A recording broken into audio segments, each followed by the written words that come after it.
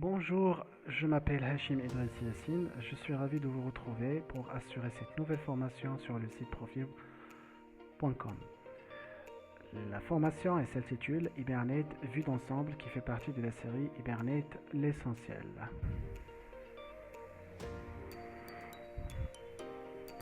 Le sommaire. On va commencer par une introduction, ensuite on va voir les prérequis de la formation, les outils qu'on va utiliser plus tard, on va définir la notion d'ORM, on va définir ce que c'est qu'Hibernate, on va voir quelques éléments clés dans l'historique de ce framework, on va parler des API, il y en a deux grandes familles, il y a l'API native et l'API JPA, et aussi les deux types de configuration, donc les annotations et les XML. Et on va finir avec la conclusion dans laquelle j'ai préféré de vous parler de la prochaine étape de cette formation. L'introduction. L'objectif de cette formation est d'avoir une vue d'ensemble sur Hibernate et de s'initier au framework. Hibernate est populaire et très utilisé dans les projets Java. Les prérequis. Donc, Hibernate, il requiert des connaissances en Java, JDBC, qui est Java Database Connectivity, des connaissances en SQL, le langage de requêtage des bases de données relationnelles, en anglais Structured Query Language ou bien System Query Language sur certains bouquins, XML qui est un langage de balisage, c'est très connu, le langage de modélisation UML, donc sa connaissance est un plus, et le fameux standard J2E JPA, Java Persistence API, est un plus aussi. Les outils. Donc on va voir plus tard dans les travaux pratiques qu'on va utiliser la version 5.3.5 qui est compatible avec la version Java 8 jusqu'à la version 11 et avec la version 2.2 de JPA si jamais on souhaite utiliser la deuxième API qui est l'API JPA qu'on verra plus tard dans cette formation.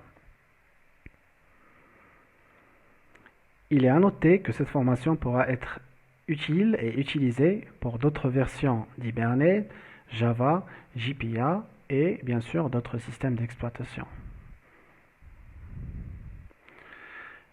L'ORM, donc il est temps de définir ce que c'est que l'ORM. Mais avant de me pencher sur cette notion, je vais juste signaler un point très intéressant. Donc l'ORM, il n'est attaché directement à aucun langage de programmation.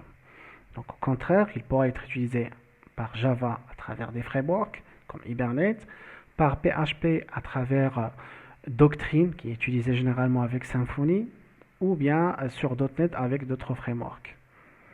Donc l'ORM, c'est le mapping objet relationnel, en anglais Object Relational Mapping. C'est une interface entre une base de données relationnelle et des objets, c'est-à-dire des classes.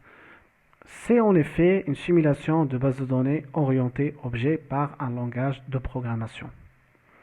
C'est-à-dire, au lieu de manipuler des tables, nous allons manipuler les objets qui leur représentent. Hibernate, c'est quoi? Donc, Hibernate est un framework d'ORM Java open source qui facilite énormément le développement de la persistance des données via JDBC dans des bases de données relationnelles par le biais de modèles objets.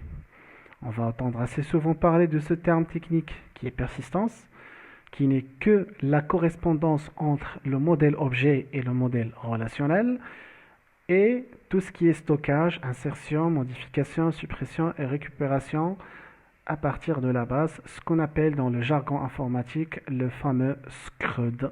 Donc c'est Search, Create, Read, Update and Delete. Donc Hibernate, il faut savoir aussi qu'il est multiplateforme puisqu'il repose sur la JVM, la Java Virtual Machine, qui est à son tour multiplateforme, c'est-à-dire il pourra être utilisé sur plusieurs systèmes d'exploitation, à savoir Windows, Linux, macOS, etc. Donc, si vous voulez avoir plus d'informations sur le framework, donc vous n'avez qu'à vous rendre sur hibernate.org. L'historique d'Hibernate. Donc, ce qu'il faut noter surtout, c'est que ce framework, il est développé et sponsorisé jusqu'à nos jours par la société Red Hat. La première version est apparue le 23 mai 2001 et la dernière version qui est sortie récemment le 30 avril 2020, qui est la 5.4.15, est la dernière qui se trouve sur le site officiel comme étant stable. Les API. Donc il est temps de parler des API. Comme on a dit dans le sommaire, donc il y a deux grandes familles ou deux grandes écoles. Donc il y a l'API native, qui est l'API standard si vous voulez, et il y a l'API JPA. Donc qui va nous aider à comprendre le principe. Donc généralement dans les architectures, on trouve une couche DAL. Donc c'est pour Data Access Layer. Cette couche, il pourra concrètement être représentée par une classe Java ou plusieurs, ou par un framework comme Spring qu'on verra plus tard dans une autre formation sur profibre.com. Donc cette couche, il va pointer sur le framework Hibernate, soit avec l'API native, soit avec l'API GPA. Et Hibernate, bien sûr, qui est le cœur de cette formation, il repose à son tour sur JDBC, sur Java Database Connectivité, pour interagir et communiquer avec les bases de données relationnelles. Donc le tableau en orange, il représente ce qu'on appelle la couche DAO à travers l'ORM. DAO, c'est pour Data Access Object. Cette couche, il pourra être représentée de façon manuelle ou d'une autre façon avec un autre framework. Son objectif est d'assurer la communication entre les modèles objets et les bases de données relationnelles. L'API native. Donc, on va utiliser surtout un objet qui s'appelle Session Factory pour établir la session et se connecter à la base à travers des propriétés qui seront déclarées dans les fichiers de configuration.